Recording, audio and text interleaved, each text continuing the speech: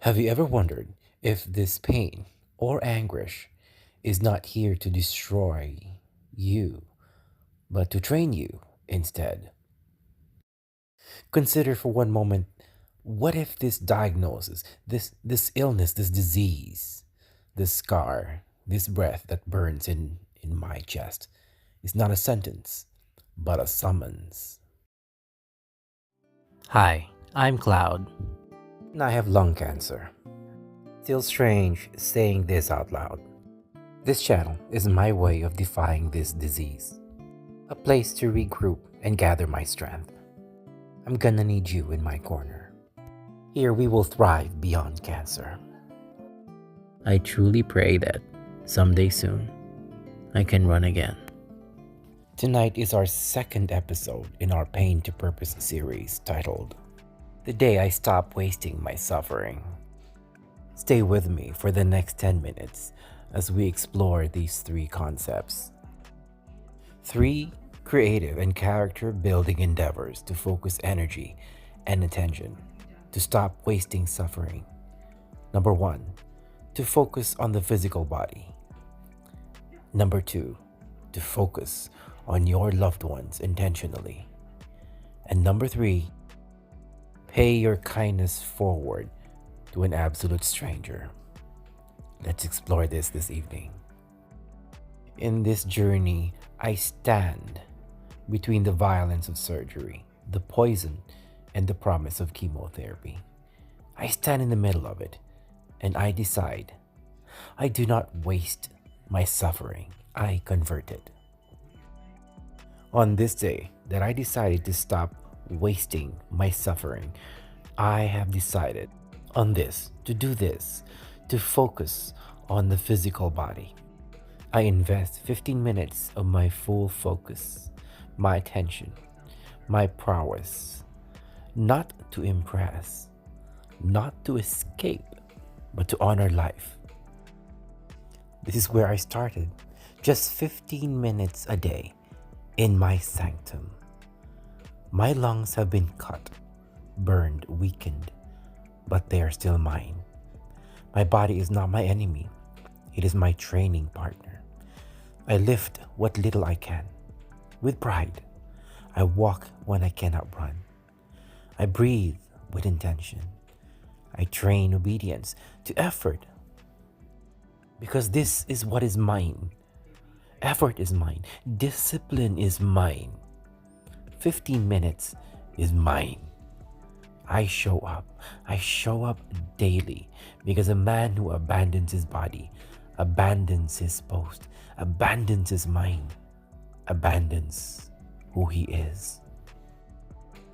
On this day that I have decided to stop wasting my suffering, instead I have decided to focus on my loved ones intently, fiercely. Cancer tries to shrink my world down to test results and fear and anxiety. I refuse. I refuse this. I expand outward. I push. I pull. I scream. I look at my wife in the eyes. I look at my child's face. I ask one question. What great thing happened to you today, my love? Then I listen. I listen to my wife. I listen with full attention, with no distractions, no cell phones, no other tasks. But I look at her straight in the eye and I listen. And in my listening, I take heed never to offer solutions unless she asks for one. This is restraint. This is my strength. This way, I practice presence, not control. In doing so, I stop being only a patient and return to being a husband, a father, a man whose attention builds instead of drains. And finally, I pay kindness forward to a stranger. Put my trust on a stranger. Suffering can make a man curl inward, And I do the exact opposite of this. I hold the door. I speak encouragement. I pray silently for the man who looks beaten. For you, my brother.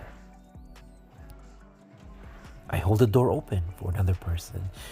I allow a person on the street to cut me off and not be bothered by it. I surrender the lane to another person who needs it. I pay my kindness forward in the smallest of ways, in the most mundane things. For true kindness is not loud, it is quiet. When I give kindness away, I break the illusion that pain has made me small. I remind myself that I still have something to give and to offer this world. The simple truth is, surgery wiped me out. And it's taken me this long, 6 months, to regain maybe 80% of who I was before the surgery. And then the chemo has fogged my vision, my brain. Recovery continues to steal my breath.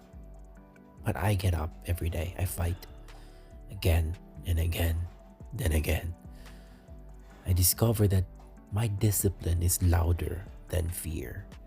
I discover that my faith is not passive. It is active obedience under pressure. Throughout this journey, I have learned that suffering, properly used, sharpens perception. I waste nothing nowadays. I turn pain into structure and weakness into awareness. These days, one of the most important questions I ask myself regularly: what is required of me today? What can I do? How can I act? Doing, deed, task. This is the process of true healing. Understanding that in the act of recovery, there is action, there is movement, there is no passivity. This is what resilience is. It is quiet, it is consistent, it is built. Resilience is 15 minutes of training the body, 15 minutes of meditating the mind. Resilience is listening to your family without fixing them, without offering solutions, being patient.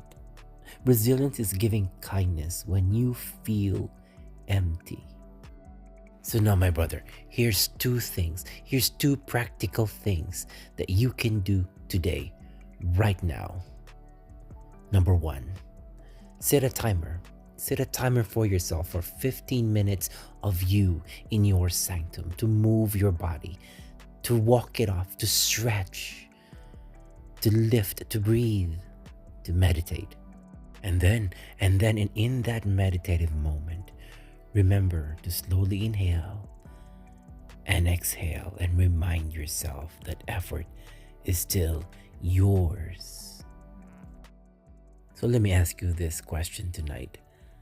How have you stopped wasting your suffering now that you've heard how I have done it? Wherever you are tonight and however you are doing, I pray you are standing firm and choosing purpose over despair.